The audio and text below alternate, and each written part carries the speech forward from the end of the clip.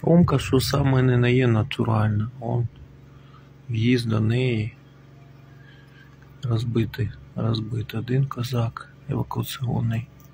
Трошки нижче ще один козак. І розбитий пікап. До речі, там людей не встигли вивезти вони. Це наш будиночок, який тримається до першого приходу. А це моє місце, де я можу піймати інтернет. Отам внизу. Бо у нас зараз немає ні газу. У нас закінчився горючка, закінчилась в генераторі, як мінімум до вечора. Так що, якщо там комусь не вистачає особливого місця, там просто простору, просто туди ложиш телефон, записуєш відео, повідомлення, ложиш телефон і воно йде.